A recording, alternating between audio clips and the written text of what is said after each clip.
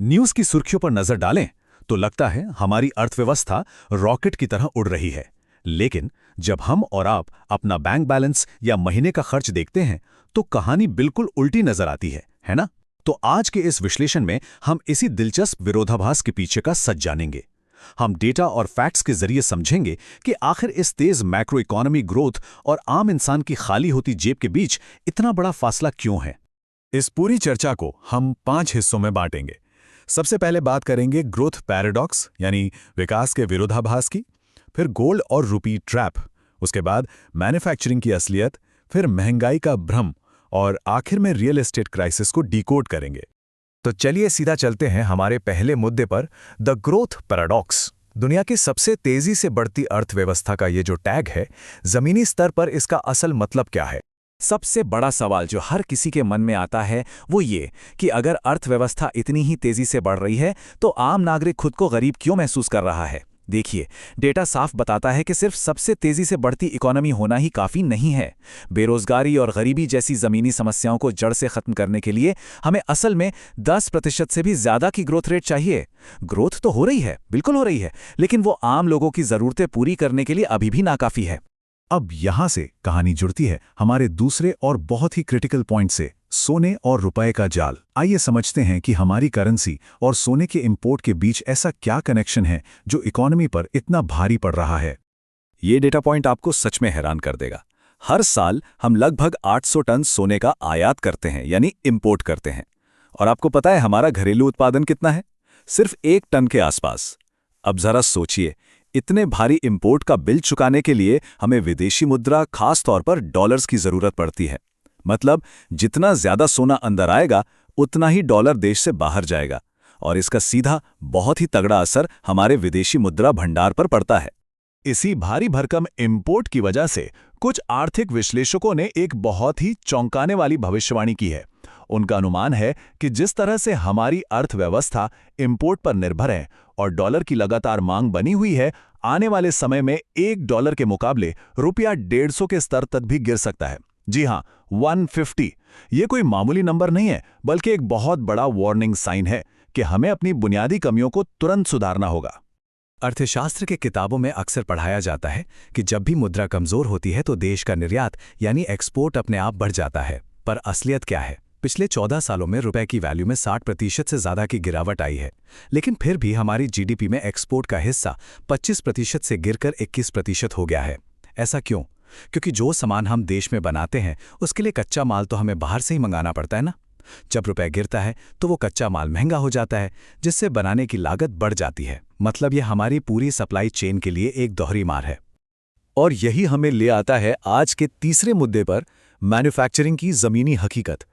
आखिर वो कौन सी बुनियादी रुकावटें हैं जो हमारे घरेलू उद्योगों को दुनिया के मुकाबले खड़ा होने से रोक रही हैं?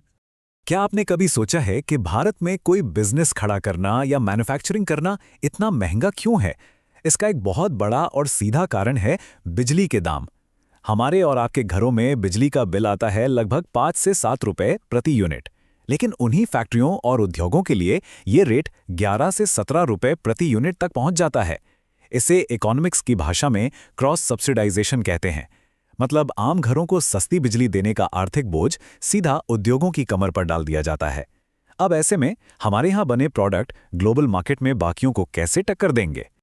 और बात सिर्फ बिजली के बिलों तक नहीं रुकती, पॉलिसी के लेवल पर भी एक बहुत गहरी खाई है। जो बड़े बड़े मेगा कॉरपोरेशंस हैं, उन्हें तो बड़े इन्वेस्टमेंट पर 110% तक स्टेट जीएसटी रिफंड और बिजली में भारी छूट मिल जाती है। लेकिन जो छोटे और मंझोले बिजनेस हैं, जो असली रीढ़ हैं अर्थव्यवस्था की, उन्हें ऐसा कोई खास सपोर्ट नहीं मिलता।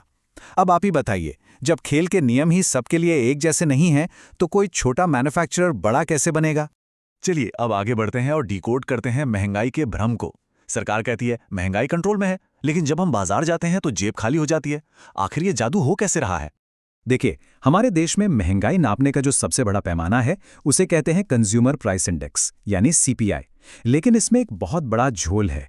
ये पैमाना 2011 के डेटा पर आधारित है, मतलब पूरी तरह से आउटडेटेड। इस सीपीआई बास्केट में आज भी 46% वेटेज सिर्फ खाने पीने की चीज़ों को दिया गया है। ज़रा सोचिए, पिछले 10-15 सालों में हमारी और आपकी ज़िंदगी कितनी बदल गई है। हमारे खर्चे बदल गए हैं, लेकिन महंगाई नापने का ये पुराना थर्मामीटर आज भी वहीं अटका हुआ है।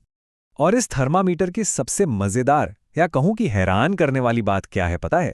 इसमें प्याज की कीमतों को तो बहुत भारी वेटेज दिया गया है, क्योंकि भाई प्याज के दाम तो सीधे चुनाव पलट देते हैं ना। लेकिन दूसरी तरफ बच्चों की स्कूल फीस कितनी बढ़ गई, या फिर हेल्थ केयर और मेडिकल टेस्ट का जो पूरा $15 बिलियन का मार्केट खड़ा हो गया है, उसे इस कैलकुलेशन में ना के बराबर गिना जाता है। यही वजह है कि ये जो महंगाई का सरकारी आंकड़ा है ना, ये हम जैसे मिडिल क्लास की बढ़ती हुई ईएमआई और खर्चों की असलियत को बिल्कुल नहीं पकड़ पाता। महंगाई के इस खेल को समझने के बाद अब हम आते हैं आज के आखिरी और शायद सबसे चुभने वाले मुद्दे पर, रियल एस्टेट क्राइसिस। एक आम नौकरी पेशा इंसान के लिए अपने खुद के घर का सपना अब सिर्फ एक सपना ही क्यों बनता जा रहा है? रियल एस्टेट मार्केट का डेटा देखने के बाद आर्थिक विशेषज्ञों ने एक बहुत ही कड़वा सच सामने रखा है। उनका कहना है कि ज्यादातर भारतीय कभी अपना खुद का घर नहीं खरीद पाएंगे। सुनने में बहुत अजीब और डरावना लगता है ना, लेकिन ये कोई हवाई बात नहीं है। इसके पीछे डिमांड और सप्लाई का एक ऐसा खेल चल रहा है जिसे समझे बिना हम इस संकट को नहीं जान सकते। वो गड़बड़ी क्या है, मैं समझाता हूं। आज बाजार में जो भी नए घर बन रहे हैं, उनमें से सिर्फ 12% घर ही अफोर्डेबल हाउसिंग यानी आम आदमी के बजट में आते हैं। सिर्फ 12%। और दूसरी तरफ आधी से ज्यादा यानी 50% से भी ज्यादा नई सप्लाई 1.5 करोड़ रुपए से ऊपर वाले लग्जरी घरों की है। इसका सीधा सा मतलब है कि बिल्डर्स को आम आदमी के लिए घर बनाने में कोई दिलचस्पी नहीं है। उनका पूरा फोकस बस उन लोगों पर है जो इन लग्जरी घरों में पैसा इन्वेस्ट करना चाहते हैं। अब आप सोच रहे होंगे कि आखिर करोड़ों के ये घर धड़ल्ले से खरीद कौन रहा है? तो चलिए इकोनॉमी में छिपे उस पैसे का सफर देखते हैं। हमारे सिस्टम में लगभग 34 लाख करोड़ रुपए का कैश सर्कुलेशन में है।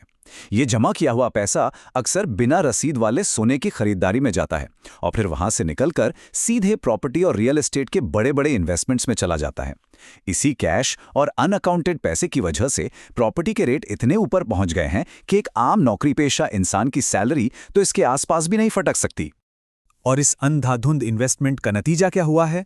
2 करोड़, जी हाँ, लगभग 20 मिलियन घर ऐसे हैं जो पूरी तरह से बनकर तैयार हैं लेकिन बिल्कुल खाली पड़े हैं। उनमें कोई नहीं रहता, क्योंकि इन घरों को रहने के लिए नहीं खरीदा गया है।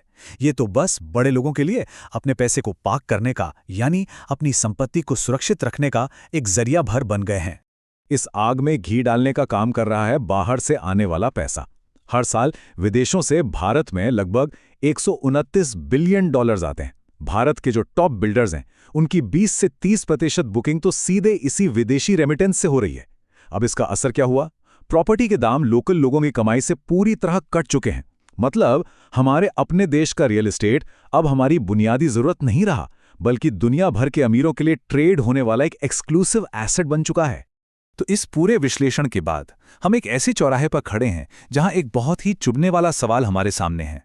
क्या हम अपनी मैन्युफैक्चरिंग और घरेलू सप्लाई चेन को मजबूत करने के लिए सच में कोई ठोस कदम उठाएंगे, या फिर हम आम नागरिक अपनी ही इस बूमिंग इकोनॉमी में एक घर जैसी बुनियादी जरूरत के लिए भी तरसते रहेंगे? अब वक्त आ गया है ये सोचने का कि अखबारों की सुर्खियों से आगे बढ़कर असली आर्थिक आज़ादी के लिए हमें कैसी नीतियों की जरूरत है। आज की इस चर्चा में मेरे साथ जुड़ने के लिए आपका बहुत बहुत धन्यवाद।